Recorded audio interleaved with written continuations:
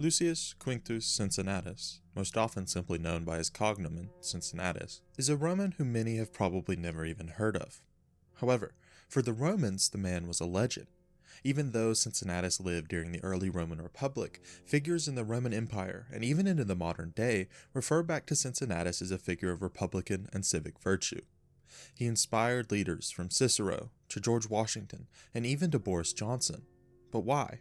Why was Cincinnatus so admired, and why is his name remembered even today?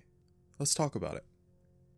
Before we get any further into today's episode, I just want to quickly ask that you subscribe and like if you enjoy my content. It really helps the channel out and it motivates me to make more content. Now back to your regularly scheduled programming. Cincinnatus was likely born in or around 519 BCE, during the last decade or so of the Roman kingdom. Cincinnatus was a member of the Quinsitia gens, a patrician clan that had been moved from the city of Alba Longa to Rome by Tullius Hostilius, Rome's third king. The family was extremely rich and very respected. Cincinnatus's brother, Titus Quinctius Capitolinus Barbetus, was elected consul in 471 BCE, and for the rest of the Roman Republic, their name would be consistently recorded in the Fasti Consularis, the list of Roman consuls. Not much is known about Cincinnatus's early life. All that we really know is that he served as a replacement consul after Publius Valerius Poplicola died regaining the Capitoline Hill from the clutches of a rebellion. After this short stint as consul, Cincinnatus retired to the countryside and was content to live the rest of his life in relative anonymity. Before we continue on, I should note here that much like the Roman kings, these stories could be false, and may very well have been complete fabrications. Just keep that in mind as we talk about Cincinnatus. Fate, however, had other plans for Cincinnatus.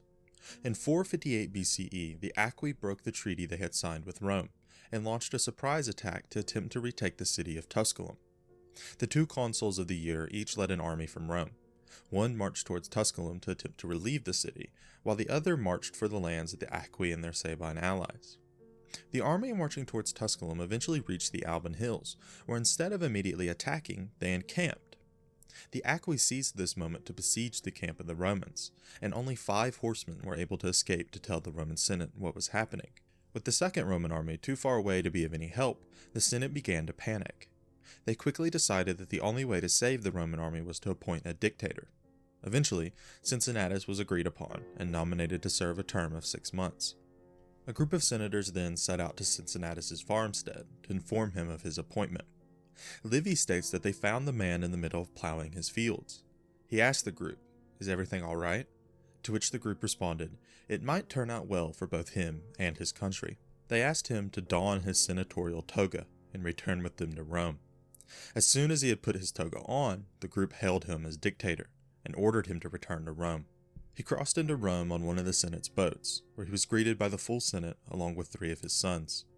The next morning, Cincinnatus first named Lucius Tarquitius as his master of the horse, and then ordered every man of military age to appear on the field of Mars by the end of the day. Cincinnatus quickly assembled an army and headed out to relieve the trapped Roman forces.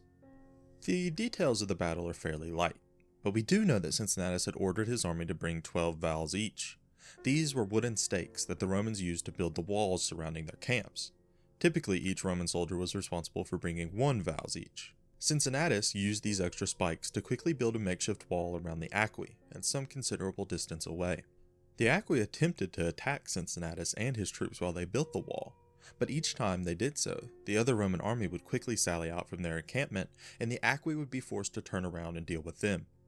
After Cincinnatus had gotten his wall built, the Romans now surrounded the Aequi on all sides, and the ensuing battle was quickly and easily won by the Romans, who were now able to attack from both camps simultaneously. Instead of completely slaughtering the Aequi and their allies, Cincinnatus showed mercy, allowing the soldiers to return to their homes after they delivered their commanders in chains. These commanders would later be paraded in Cincinnatus's triumph. Cincinnatus then resigned his position as dictator after only 15 days after being appointed, and returned to his farm. However, this was not the end for Cincinnatus. In 439 BCE, 19 years after his first term as dictator, Cincinnatus was again appointed dictator. This time, a wealthy plebeian, Spurius Maelius, had begun a plot to buy the loyalty of the Roman plebeians and appoint himself as king using their comparatively large population. Cincinnatus appointed Gaius Servilius Alaha as master of the horse, and ordered him to bring Spurius to him. Spurius refused the orders by Allaha to appear before Cincinnatus, and eventually a fight broke out between Spurius and his supporters and Allaha and his group of patricians. The legends differ on exactly how, but at some point Allaha would kill Spurius, and thus the plot was defeated. This would actually be considered a murder, as Cincinnatus had ordered Allaha to bring Spurius to him, not to kill the man, and Allaha would be sentenced to voluntary exile. Cincinnatus, with his job being done without him even having to raise a finger, then resigned his second dictatorship after just 21 days. So, was any of this real? Well, probably. Again, some of the details are likely false, as we all know that Livy loved to make things up to make Rome seem all the more incredible. But historians generally agree that Cincinnatus was a real person, who did serve as replacement consul, and likely did serve as dictator twice. It's fairly likely that Cincinnatus did give up his supreme power as dictator. But in the end, the more important question is, does it really matter if it was real? And I would contend that no, it doesn't matter. Cincinnatus himself is not all that important. It was his actions that were important. The Romans looked to their past for examples on how to act, and if Cincinnatus was needed to be that example, then who are we to question it? So then, why does Cincinnatus have such a legacy? Well, he embodied the greatest things about the Roman Republic. Twice he was given ultimate power. The dictator was just that, a dictator. No one could question his orders, laws, or actions, and yet Cincinnatus gave that power up twice. He held that position for not a single day longer than needed, and each time, instead of trying to capitalize on his newly found fame or power, he returned to his homestead to continue his life of anonymity. His legend was so great that when one of his sons was accused of military incompetence, he was actually acquitted, as no one from the jury could bring themselves to deliver news of the verdict to Cincinnatus. However, this doesn't mean that Cincinnatus was without flaws. In fact, Cincinnatus was actually an ardent opponent of plebeian rights. Livy states that the plebeians reacted to his appointment as such. They were by no means pleased to see Cincinnatus. They regarded the power with which he was invested as excessive, and the man himself more dangerous than his power. Cincinnatus's own son would form gangs to harass the tribune of the plebs, and was even condemned to death after he knocked down an elderly and sick plebeian who later died from his injuries. Cincinnatus himself never went quite so far, but he was certainly no friend or ally of the plebeians. In the end, however, Cincinnatus was an important and famous Roman, not because of some battle or war, but because twice he was tempted with ultimate power, and twice he gave that power up. What more could you ask from a man? Cincinnatus is the ultimate paragon of civic virtue, a man who was so honorable and incorruptible that even ultimate power could not turn him against his republic, and that is why he's remembered. He was the model Roman for those in the republic. He was the man who gave up his simple life to serve his country. He was granted unlimited power, and yet he gave that power up as soon as he had finished his job.